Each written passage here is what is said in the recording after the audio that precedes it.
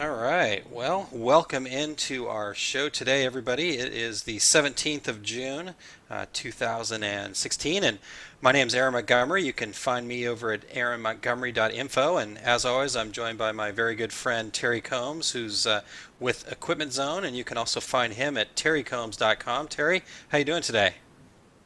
Yeah, I'm doing great, Aaron. It's a Friday evening broadcast for us, kind of unusual, but Yep. we try to throw a few of these hangouts in every now and again, and you graciously agreed to do one tonight because I was on a flight back from back from San Diego during a regular showtime. So uh, back in Phoenix briefly.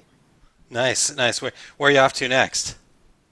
Well, I did. I just got back, as you know, my daughter Riley just turned 16, so I took she and three of her friends. I drove them from Phoenix to Disneyland on Wednesday, and so 6 hours of them singing along to songs that I had never heard one of them before, and they all knew all the words, and so we did Disney all day yesterday. We were over there at 8 a.m. We left at 11 p.m. and my son Mike, who you know, is Yeah. he came out and surprised his sister for her birthday as well. So he out from Austin, and so she was coming around the one of the rides, and he was standing there with me as I was filming them, and she's like, "Wait, hey, wait!"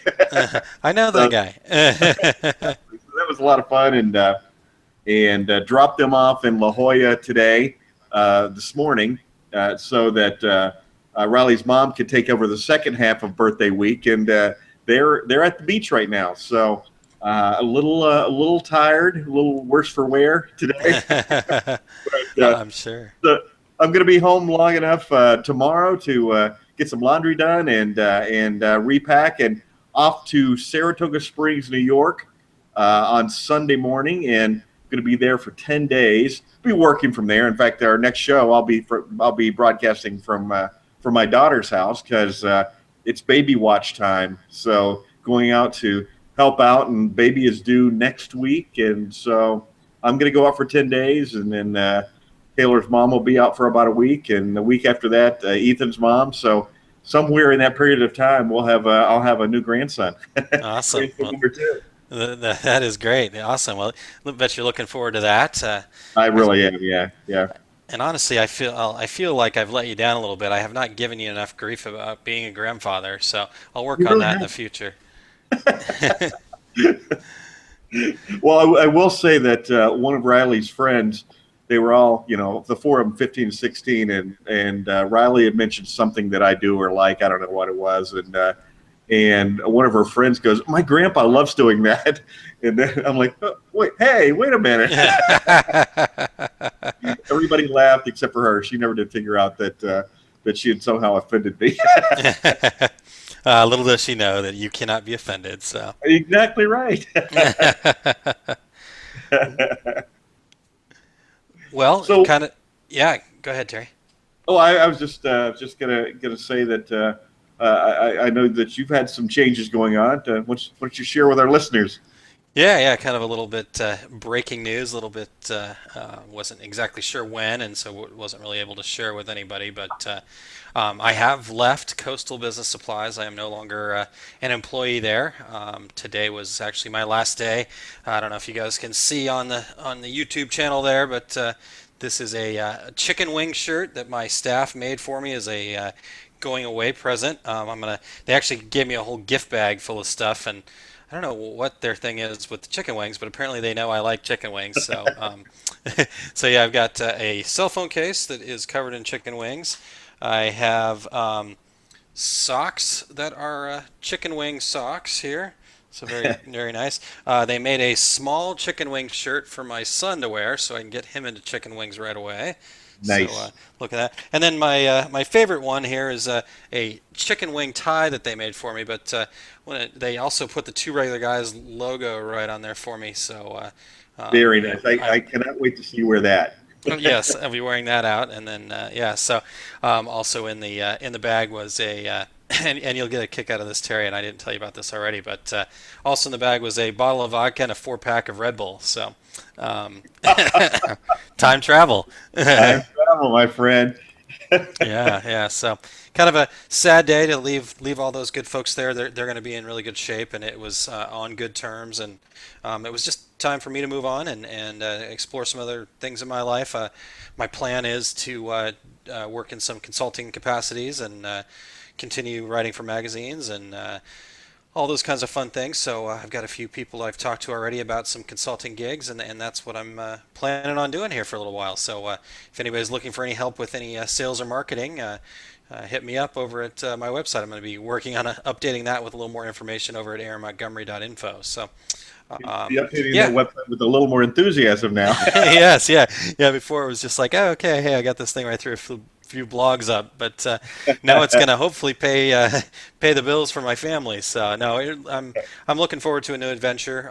Certainly still will be in the industry. I'm not sure about the shows, how many I'll be able to get to, but I'm going to try to get to as many as I can, so we can continue to do our live shows. We'll just see if we can actually get some sponsors to send me out there, I guess. Just kind of wing it, huh? Yeah, exactly. Haha, pun intended. Well, best of luck to you, Aaron. I know that it will turn out great for you. So we'll all be anticipating your next chapter. Yeah, outstanding. Yeah, I'm looking forward to it myself. So, but we're gonna keep doing this every week, so you're not gonna get rid of me that fast.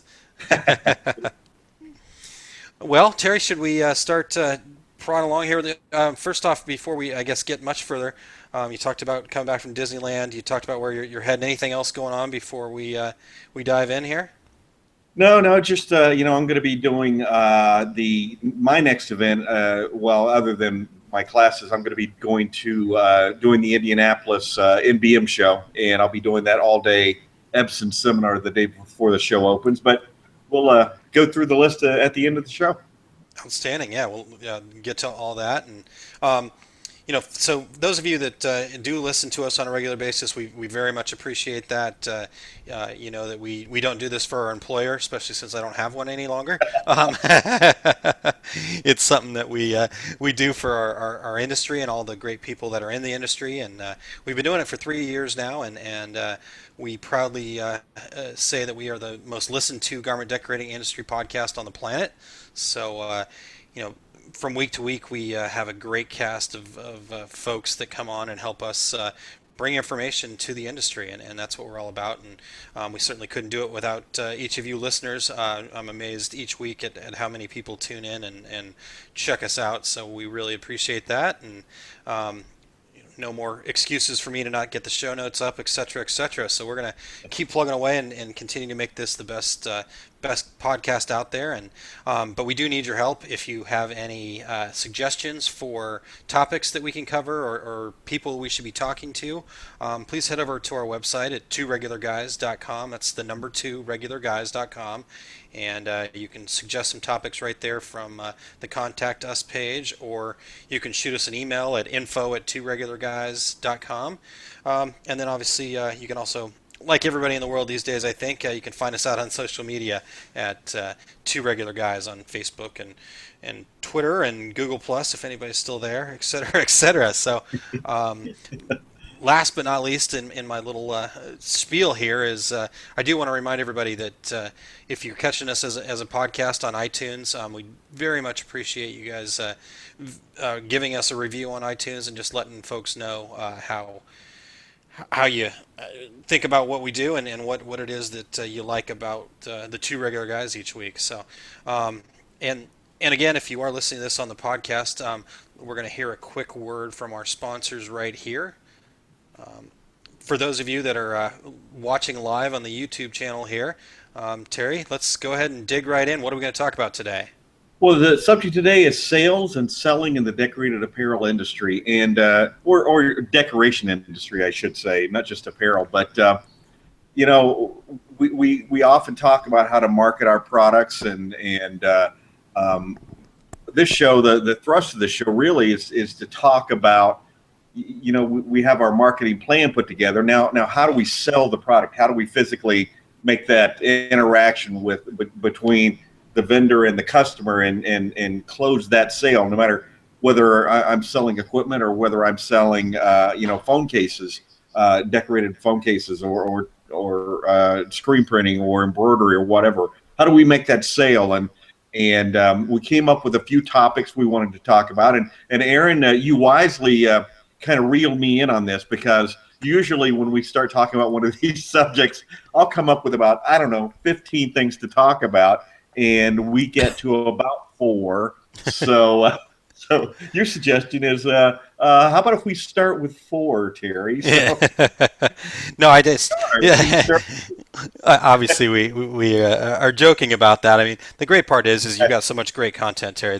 But what I really wanted to try to do today too, though, was drill down here and focus, because I think we do start to get off on some tangents from time to time, and I think maybe we need to travel down that path and continue to go down those tangents and dig a little deeper. So let's consider this a little bit more of a, maybe not a 201. I think we're still going to cover a lot of the basics here, but really talk some selling techniques. I think that one thing that I've noticed throughout my years here, even though I'm a rookie at 16 years in the industry, one of the things that I've noticed is that most of the folks out there that have these small businesses, at the end of the day, are not salespeople, being business people in general. And so sales techniques and things that you can do to make selling easier, I think, is very important for people to understand. And that's what I when you came up with this idea, that's where my head went, is how do we help non-salespeople be salespeople? Because I don't. You'll have to. I won't speak for you, Terry, but I don't think either of us are actually salespeople when it comes right down to it. I think that we enjoy talking to people and helping people, and so it helps us with the sales aspect of things. But I'm not sure if it came right down to it and it was a sales job that I would be very good at it myself. So. right. I don't know how well you and I would do in the insurance industry, but and I think you're correct. I think a lot of what we do is helping people, and the selling came secondary. I mean, I'm a long time production guy, as many of our listeners know. I started doing screen printing production in 1979, and running big production shops, but also, Aaron, when you think about it, we're always selling, whether it's a product or something else. Maybe it's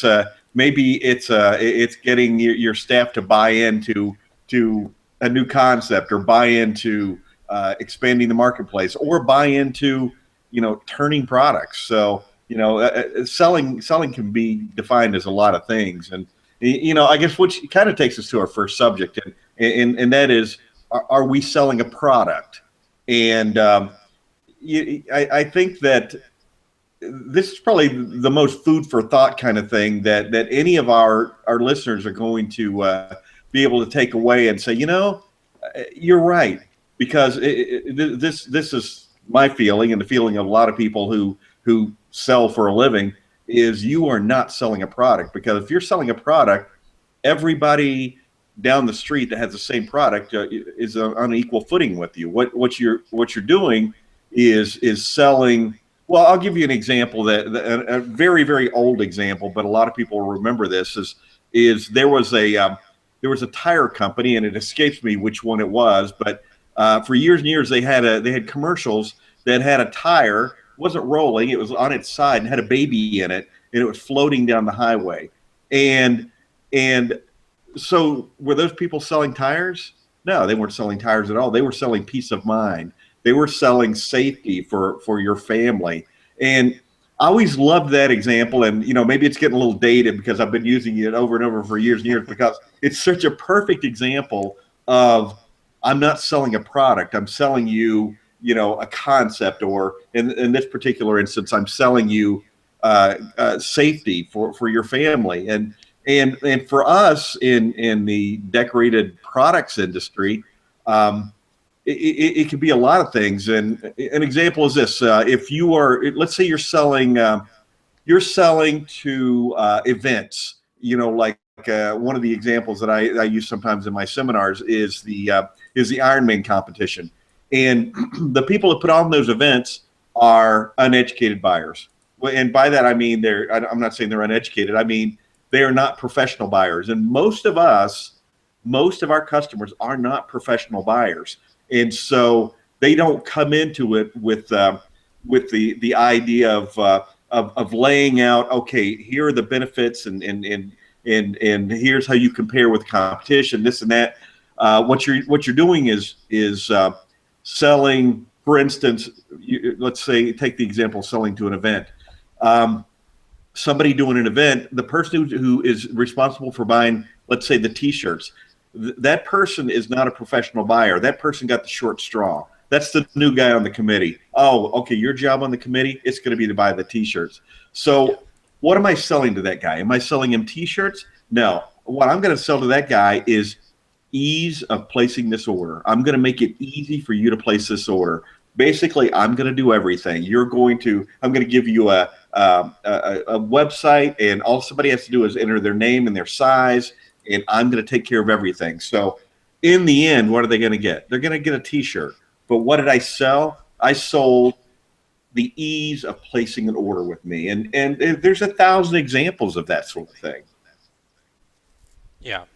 No, yeah, I agree completely, and I think Michelin is the tire company that Oh, you're you're thinking exactly about right. there. Yeah, Yeah. yeah, and they also have the Michelin Man. In fact, their most recent commercial is the dad sending the daughter off to college, and again, it's all about peace of mind because she's heading off It, to college, and the Michelin Man puts the good tires on there, and away he goes. So well, they've taken that concept, and generation after generation have taken that concept and just rolled it over, obviously because it's effective for them. And they position themselves in the industry as that tire that's going to keep you and your family safe. So, and of course, here we are talking about tires when we're in the decorating industry. But and let me give you another example from the equipment standpoint, because as I was thinking about this show, I thought about, well, what do I sell every day? Because when, especially after you've been doing this a long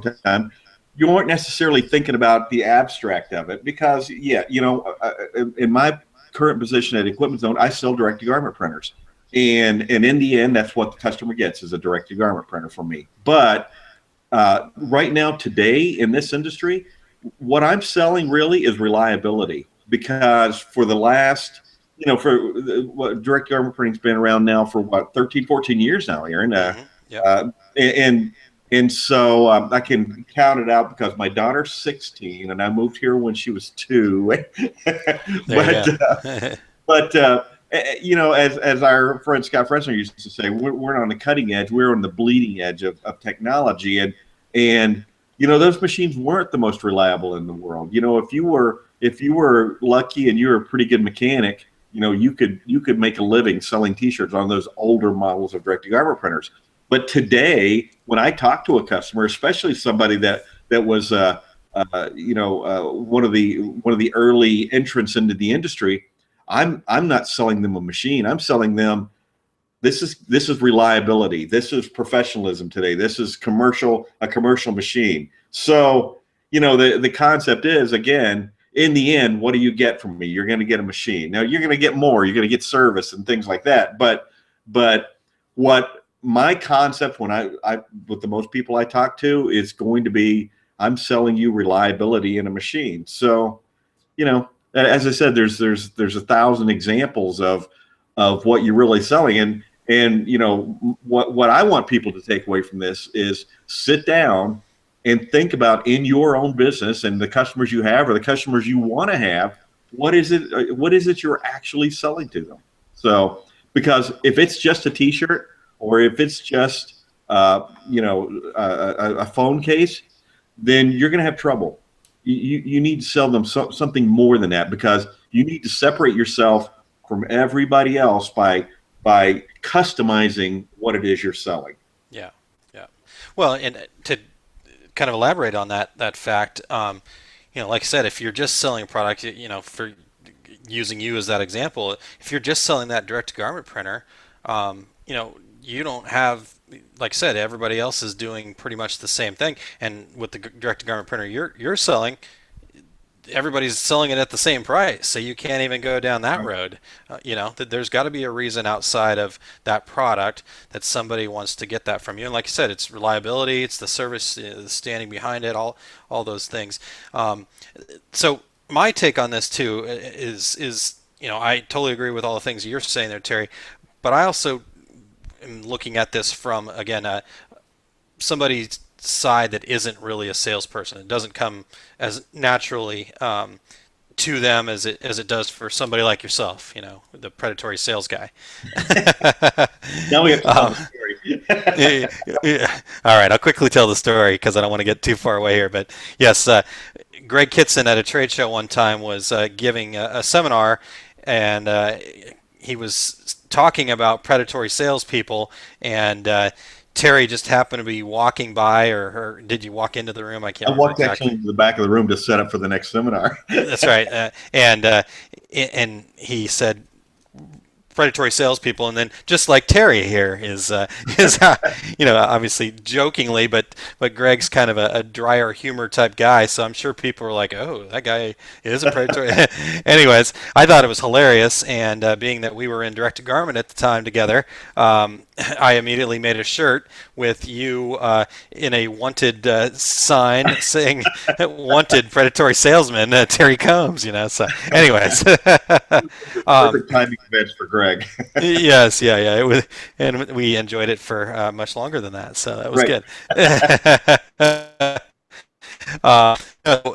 But my point is if you're sitting there and you're trying to figure out how to sell a product, like I said, you're going to have problems. It's very daunting. The term selling really is a scary term for a lot of people. When you're selling a service or you're helping somebody or you're you're providing them, you're kind of letting them make the choices and you're just helping them along. It's a much different situation. So, it's a lot easier to help somebody understand about reliability, or in the case of the tires, about the protection of their family and things like that, than it is to sell them a tire or sell them a direct to garment machine. So, think about it in those terms too. That I'm doing something. I'm helping them. I'm not selling them something. I'm not just out for my own gain here. I'm bringing them a service, providing them with a product that they can use. That they'll either, if you're an end user selling a decorated product, I've got a tie here that's relatively ugly for all real purposes if I was wearing it as a tie. But you know what? I freaking love this tie because it's got our logo on it. It's got chicken wings, which I love on, and I would pay plenty of money for this. So think about it in those terms. Again, you're not selling a product, you're selling a service. You're selling, in the case of sublimation and stuff like that, you're selling memories a lot of times. I lost grandma and I want to remember her, and so I want her picture on a plaque that I can place in an area of pride. Those kinds of things. So that's my take on it too. To just take that in another direction from what you had. Aaron, and you really hit on something there as well, that we're very lucky in the industry we're in that our customers basically really want the product we have to sell. Life insurance, you don't necessarily really want it because you're hoping that, yeah, I'm going to buy this from you, but I kind of resent the fact you say I'm going to die. Yeah, exactly. That's what I tell my wife every time I pay her life insurance bill. But we sell a product that people love, people want to have, and I always comment about costs of the products and things like that, and an example I like to give is when I went to see the Rolling Stones. Did I know that T-shirt cost about $3 to produce? I did. Did I pay $40 for it? Yes, it was the Stones. Of course, I paid $40 for it. Oh, And man. gladly. We've got to get you some fresher material, though. I think you're going to start losing people here. Who doesn't want the Stones? Come on. Yeah. Yeah, I'm sure your daughter wanted this $70 T-shirt from the Taylor Swift concert too. So, Yeah, I'm sure. I gave her some concert tickets, and now I can't even remember the name of the band. Walk the Elephant tickets for next week for her very birthday. nice. Awesome. Awesome. I imagine she'll come home with a T-shirt. That costs $3 to make, and I'm sure she's Exactly. spent a fortune on. So, good stuff. Well, well, Terry, I mean, we're doing great here. This is exactly what I wanted to do. I wanted to be able to kind of drill down into some of these four topics a little bit. But how about we move on to the next one here? Sure, absolutely. Well, the next thing that this was actually your idea was talking about the selling techniques today versus yesterday. So you want to kick that off? Yeah, absolutely. I think our world has evolved, whether we like it or not, into and I think we talked about this a little bit last week on our show last week when we were talking about promoting our businesses. Um, but gone are the days of the cold call and knocking on somebody's door and delivering a box of donuts and plopping your catalog in front of them and walking away. Certainly people still enjoy getting some free donuts and things like that. But at the end of the day, that's not going to probably get this sale done. At Coastal. They use I have to start using they, so I'm going to take me a little bit to get used to it here. But they've used FedEx for a very long time, and certainly ship a lot of packages, and so UPS really wants in there. There's just no two ways around it. It's business that they want badly, and I'll tell you what. About once a month, I get an email that said donuts in the kitchen thanks to UPS. And so they're still trying, but at the end of the day, we stuck with FedEx because of other things, and so I think again we're talking about a change, a shift in the way people do things. It's more about relationships now. It's more about a deep relationship and people looking for win-win situations as opposed to the predatory sales guy just showing up and dropping his products and then wishing you the best of luck. You need to be looking at these things as a if you're happy, I'm happy kind of scenario, and so that's kind of my point that I wanted to start digging into there is that this is also more about relationships and about doing things that just make everybody happy and therefore I guess going back to those folks that aren't natural salespeople, it's not that difficult anymore. It's just like making a friend, and that really is what you're trying to do. You're making a friend. You're trying to help somebody with a problem, solve. So why don't you dig into that a little more too, Terry? Well, and I like the point you made about the knocking on the doors because not very many years ago, you had to knock on doors because there was a limited number of ways you could get in front of somebody and even to build a relationship or to present your product. It's like you walk in the door with your catalog and you ask for whoever the buyer is that you need to talk to, and you physically needed to stand in front of that person to open the door. Mm-hmm. And today, and we're going to talk about this in a few minutes, but today there are a lot more ways that you can get in front of a customer. And maybe it's not physically in front of the customer, but there's lots of ways to remind that customer who you are and the product you sell and the services that you're offering and what it is that you're really selling.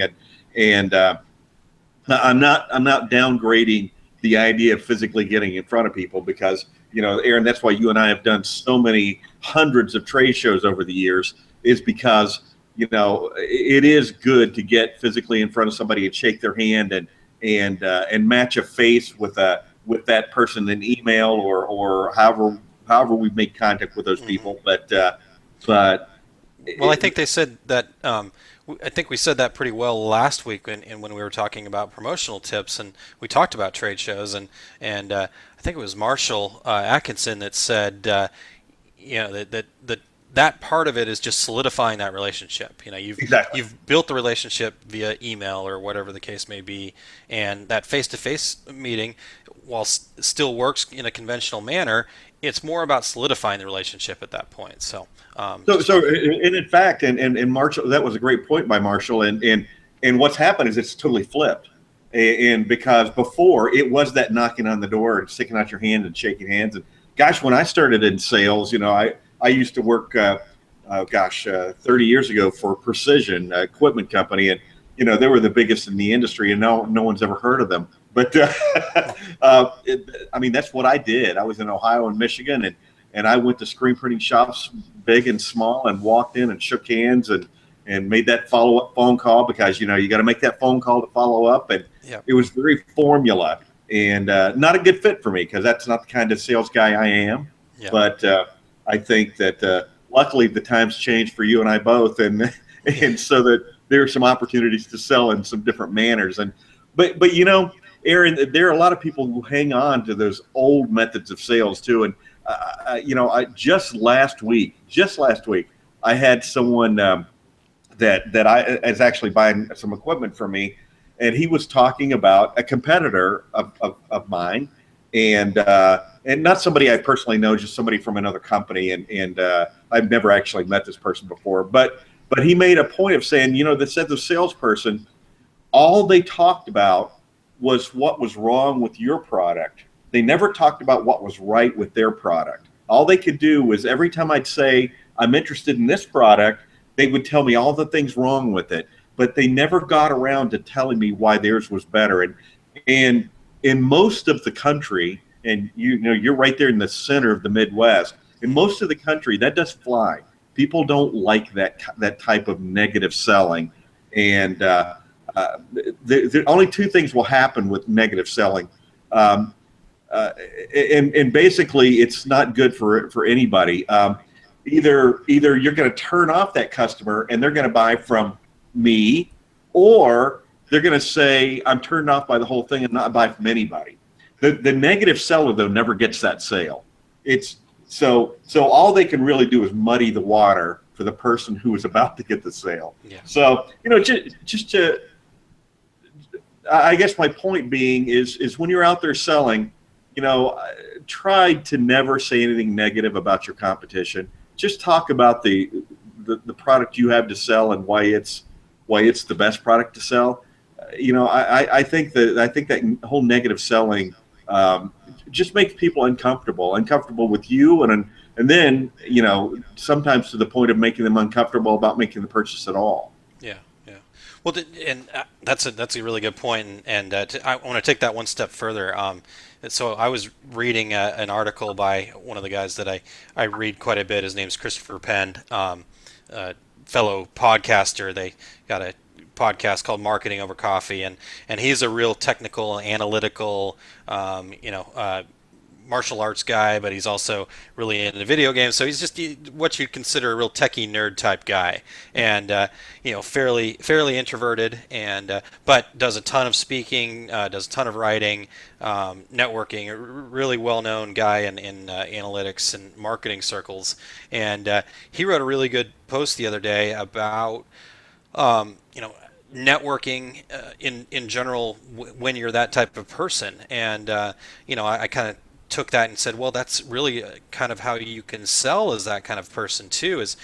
So his technique was, he wanted to go to a networking event, and instead of having to try to come up with small talk about himself, all these things that he was uncomfortable doing, he had himself a handful of questions that he would basically just turn everything back around into allowing the other person to talk about themselves.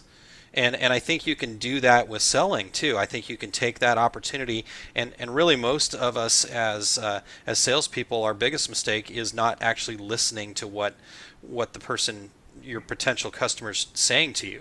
They're going to tell you everything you need to know, and you just need to keep asking questions and let them talk about themselves. They'll talk themselves into the right product. And so if somebody's asking you, well, what do you think about this product versus this product? My thought would be, let's take that and go, well, what is it about that product that you need that particular feature for, or whatnot? What is it that you're looking to do? Because my product can do this, and this. So, again, take that opportunity to allow them to do the talking. The more you can get the prospective buyer to talk, the better off you're going to be. So go ahead, Terry. I just kind of rambled on there. I love that, what you're saying, because I've seen that so many times, and we've all been in a conversation with someone where you can just tell they're waiting for you to take a breath for their turn to talk. And I've seen salesmen like that, where they can't, they're just can't wait to jump in there and interrupt the customer to tell you how smart they are, or to tell you, why you need to buy this product. And I remember a mutual friend of ours, Aaron, one time asked me at a trade show, how do you sell so much at these shows? And I just struggle and struggle and struggle at these shows, and just give me some advice. And I said, I only have to tell you one thing: stop talking. Just stop talking. And because sometimes people who aren't confident in what they're doing or what they're selling will just they can't stop talking. And as you said, Aaron, you're exactly correct. Most customers, they just want to talk through it to hear themselves say it, and more often than not, they will, if you allow them to talk and just shut up, just allow them to talk, they will convince themselves that, yes, I do need to buy this product. I might need to buy it today. Yeah, exactly, exactly.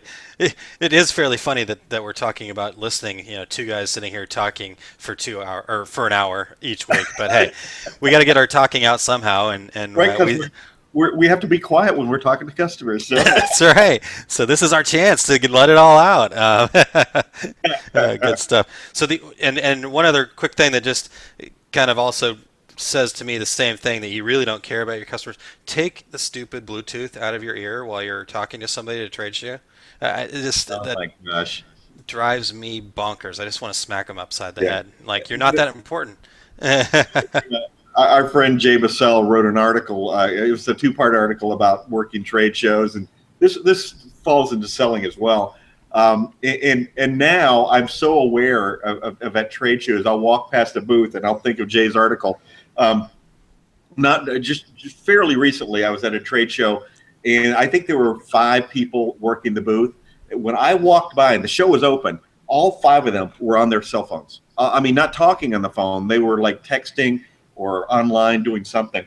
And I thought, oh my gosh, that is so uninviting for if somebody sees that and they have a question, they don't want to interrupt you. They don't want to come in and make you stop what you're doing to answer my silly question, and it's just like all the other things too. When you walk into a booth and there are 3 people sitting in the booth working there, and one of them's eating a big hoagie sandwich. It's like please don't come in my booth. That's what it's saying. Yeah. Rather than inviting people in, and and I have a lot of fun, in booths, joking around with people. And I know you've heard me say this, somebody, you'll see them there and they're just pondering away and just staring at the machine, and I'll kind of throw in, well, I think we should buy it, but that's just me. I think we should buy it. And everybody laughs, and then it kind of relaxes everybody, and then the conversation really starts going. So. Yeah. Well, and I know that that's kind of a joke, and you use it in a couple different manners. Actually, from what I've seen, with the opening and kind of icebreaker, like you just mentioned there. But I've also seen you use it at the end of having that conversation with them as a closing technique, in a sense of, because that is also the other thing that most people that aren't salespeople at hearts, they're just trying to sell something, even though they're not really salespeople, really struggle with, is that asking for the order, Right. that closing, and again, all these terms seem to have some negative connotation to them. Selling and closing and all these other things have this big negative connotation to them. The feeling that I get from a lot of folks, and I don't really think that's it. I mean, you're getting them to a point where, okay, all the questions are answered. What do you want to do next? I don't want to waste any more of your time.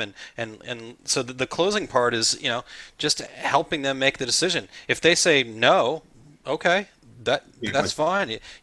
This wasn't the right situation for you. So let's move along so you can find the right situation for you. And so using that technique as a closing technique, I think, is also a very, very fun way to do it. So. Well, it is, and many times I've had people say, yeah, let's do it, but at the same time, I'll watch people selling, and I pay a lot of attention to people at trade shows, when they're selling in their booths and things, and I'll be saying under my breath, just stop selling, stop selling, stop selling. The guy is waiting for you to shut up so he can buy that product from you. Yeah. Just stop. Yeah. Yeah. But my friend Keith Abert, who is was with Coastal as well.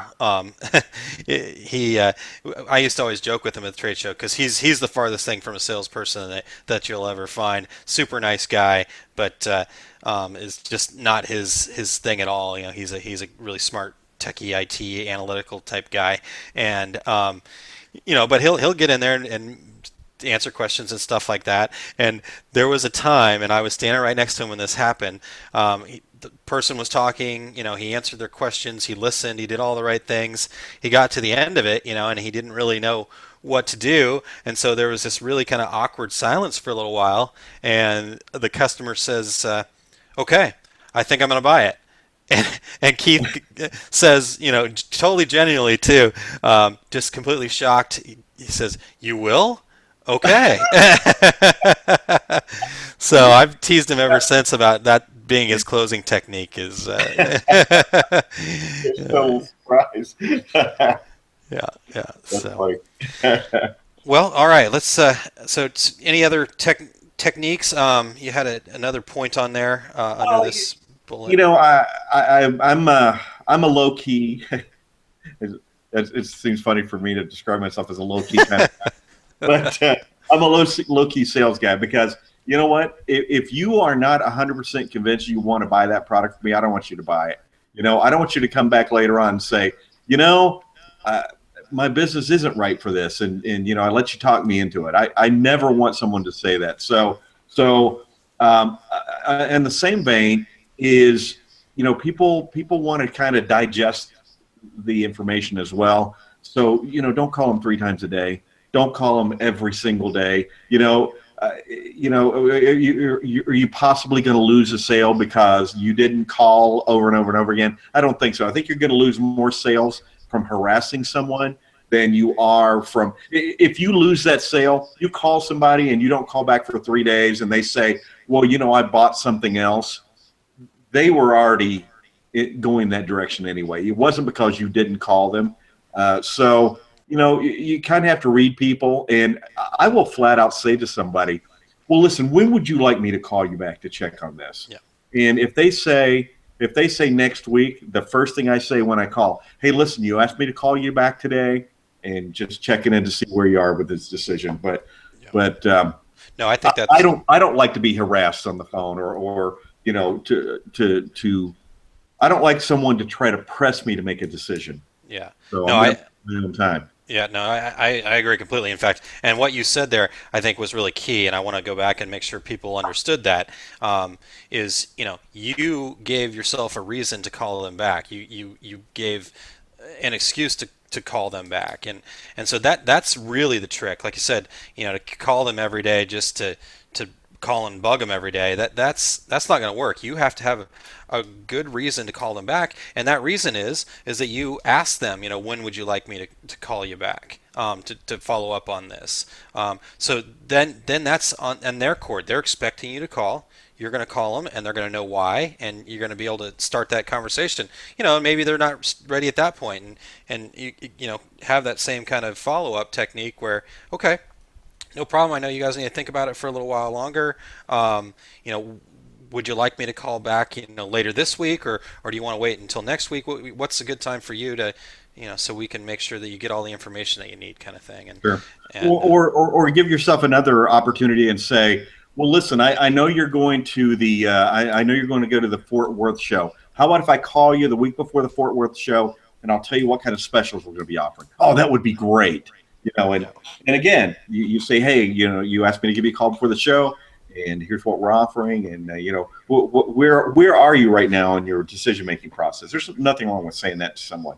absolutely. So, yeah, And then, like I said, it's just that much more comfortable to if you do those kinds of things, and that again was really to me what I wanted to try to hit home during this show was how do you make this whole selling thing more comfortable for people that aren't salespeople, and I exactly, couldn't think of two better guys to talk about that than the two regular guys.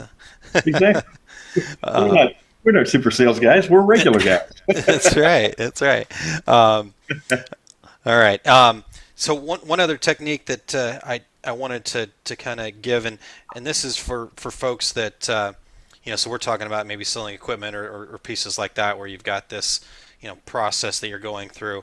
But a lot of times, the decorators out there, they don't have that need to, okay, you're working on this $10,000 piece of equipment, and so there's this follow-up process. You've got people that need a garment, or they need more hats, or whatever the case may be. So it's more of an account manager type scenario, more than anything. And so with that, again, to me it comes back to making sure that you have a good reason to call them. Maybe it's a new product that your company's offering. Maybe it is, they bought last year for this event and you knew about it and you're following up with them to make sure that, they didn't need something this year or something along those lines. So you do always have to be working on getting to that next call, giving yourself a reason to make that next call to them. So again, use the technique that you brought to us there, Terry, where you give yourself that reason. After you've completed that order for the 5K annual run shirts for that company, make sure that after that event's over, follow up with them, ask them how everything went. Did everybody like the shirts? Anything we could do differently? Would you mind if I reached out to you next year before the event, so we can make sure that we've got everything ready to go for you? And if it's not going to be you, like you said, a lot of times that buyer is just fresh new. He's the guy that got stuck with that task this year. So if you ask that person that was the buyer that time to make sure that they pass along your information and let you know who the new person's going to be, if it's not going to be them next year, again, you've given yourself a reason to follow up with somebody. So that I wanted to kind of run with that a little bit. Well, you're exactly right, Aaron, along those lines, I rarely ever get on the phone and call somebody just cold to say, hey, are you interested in buying this piece of equipment or buying this product? I will always have some reason to make a call to make it a little more comfortable, really, for everybody. Something that we've talked about here on the show, that when I was selling T-shirts, I would always have on my price sheet, at 90 days, we will reclaim your screens. Well, I reclaim my screens, 10 minutes after I printed a job, but on the price sheet, it says at 90 days, we reclaim your screens. So at 80 days, I could call and say, hey, listen, I know you bought shirts 80 days ago. And as you might recall, we reclaimed the screens at 90 days. I just wanted to call and make sure that you're all set. You have all the shirts you need.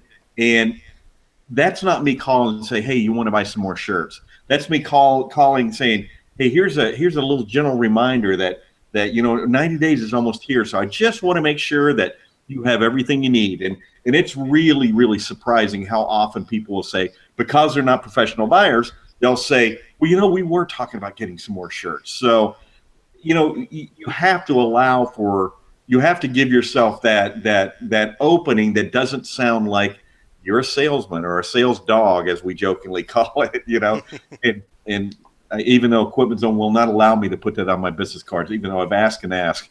What do you want in your cards? I would like mine to say sales dog, please. Yeah, DAWG. DAWG. All right, I'm going to make that happen. I'm going to figure out how to make that happen now that I've got some time on my hands. But well, good stuff, Terry. I 100% agree with you there that, again, you give yourself that reason to call. And one further tip on that is, to allow yourself that reason to call or give you that extra excuse to call is to make sure you do always follow up after the project's over or after you've sold that piece of equipment or after whatever the case may be, because that's your follow-up, so there's your reason to call, but then that also allows you to ask about the next time and ask about what you're going to need in the future. Aaron, it's funny you mentioned that too, because that's something that I bring up in seminars sometimes, that if you follow up after you, say, print an order of shirts, you'll be the only one who does it. And why is it that people don't follow up? Is it because they're so busy with new orders? No, they're afraid you're going to tell them something they don't want to hear. Yeah.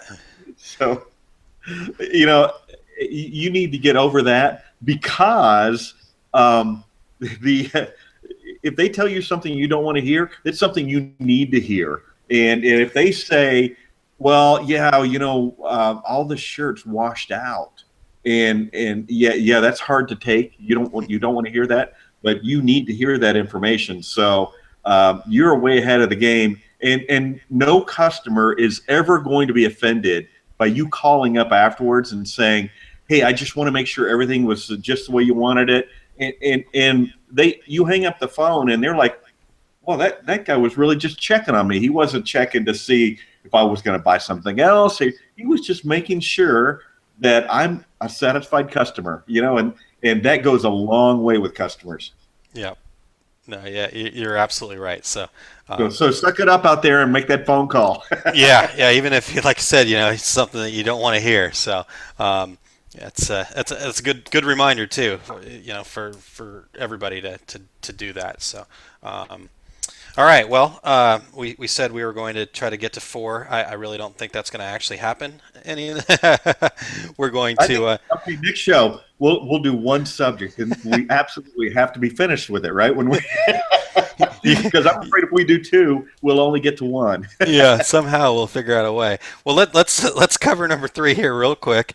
And this kind of actually still is a selling technique, but this is something that I've wrote about on a blog, and it's something that I've actually taken with me for a long time. I got into selling somewhat haphazardly. I never intended to be a salesperson. I was actually a delivery driver for a printing company when I got into sales, and I was there for about 2 weeks.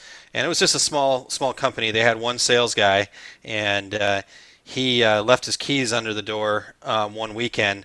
So that Monday, the owner asked me if I wanted to sell, and I said okay, and thought I'd give it a try. But as I plugged along and did okay, but I hated it honestly, because it was back in the days where you had the call log and you had to, make so many calls a day and blah blah blah, and so they had a sales manager at one point that came along as we actually bought another company and it got much bigger real quick, and so they had a sales manager guy, and this is a guy that I learned a lot from, and he told me that because I was always terrified, got to make 100 calls today or whatever the case may be, and I'm going to get told no all these times, and so he told me, he said, hey, here's what I want you to do. Don't worry about the 100 calls. I want you to get told no 20 times today, and he says, if you're looking for the no, you're not going to be worried about it. You're not going to be concerned about it. You're really going to actually want to. Obviously, you don't want to be a jerk about it and intentionally get told no, but make the calls. And once you get told no 20 times, I don't care what time it is, you're done. Go home. So if it's noon, great. If it's 8 p.m., great.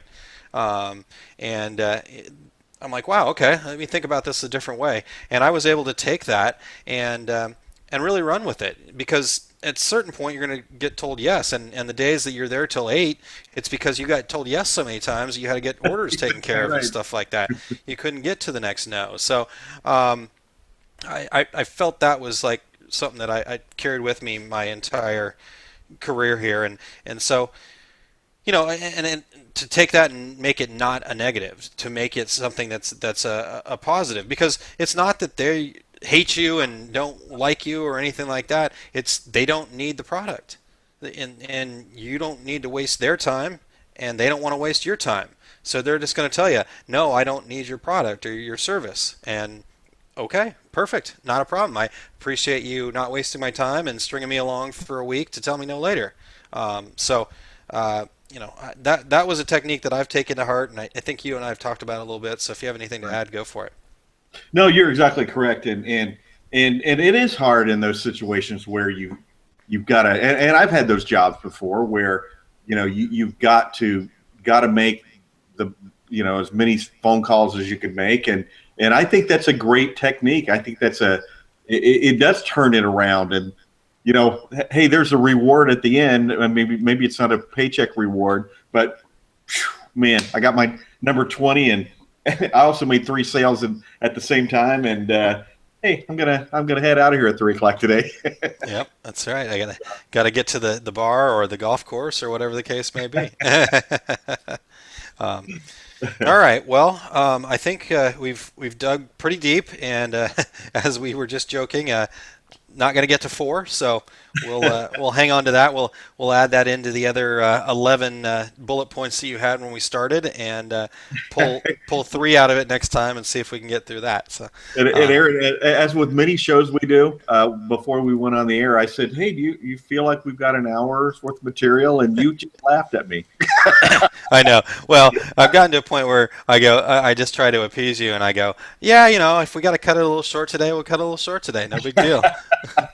Knowing that we're gonna go into bonus time, and I was going back and looking at some of the old shows. I found that the exact date. Our very first show was February 1st, 2013, Wow. and I was looking at that and listened to a couple of them real quick, and not only were they awful, but 30 minutes, and it was 30 minutes every 2 weeks. That was Yeah, my how times have changed. that's that's how long it takes us to introduce ourselves today. So Good stuff. All right, Terry. Well, if you are listening to the podcast, we're going to hear a word real quick from our sponsor, and then we'll be right back. For those of you on the podcast, for those of you watching us live on YouTube here, let's go ahead and tell folks, Terry, what you got coming up here on the docket. absolutely, I have my complete screen printing business course coming up at Workhorse Products here in Phoenix. That will be July 9th and 10th. July, great time to be in Phoenix. It's going to be 118 here tomorrow, Aaron, by the way. Yeah. July, the Workhorse Products facility, completely air conditioned. So, but that's July 9th and 10th. And then also in July, I will be at Atlas Screen Supply in Chicago doing that same class, July 23rd and 24th. And as always, all my events are on terrycombs.com, and click on the tab that says tour dates. And as I mentioned at the beginning of the show, Aaron, I'll be doing that all-day seminar on the Epson F2000 direct-to-garment printer the day before the show opens at NBM in Long Beach, California. That's sponsored by, of course, Equipment Zone, by Epson, and by SGIA, our friends at the Trade Association. How about Excellent. yourself, Aaron? I Well, guess your events have changed slightly. they have changed slightly, but I actually am very excited about an opportunity that I get next week. I am heading out to Louisville, Kentucky, to the Skills USA competition out there, the national competition. Johnny Shell from SGA has asked me to be a judge again this year for the sublimation competition, and I got an opportunity to do that last year. In fact, I think this year Alan Howe is going to be out there. Last Alan year, was mentioning it on Facebook today, as a matter of fact. awesome, awesome, and last year Scott Fresner was there, James Ortolani, Chris Bernay, some folks from Unisub. I mean, just all of the people at Hicks, the folks from Hicks are heavily involved as well. So just some wonderful people out there, and this is really our future. As Johnny was talking about on a show not too long ago, when we talked about the SJA stuff.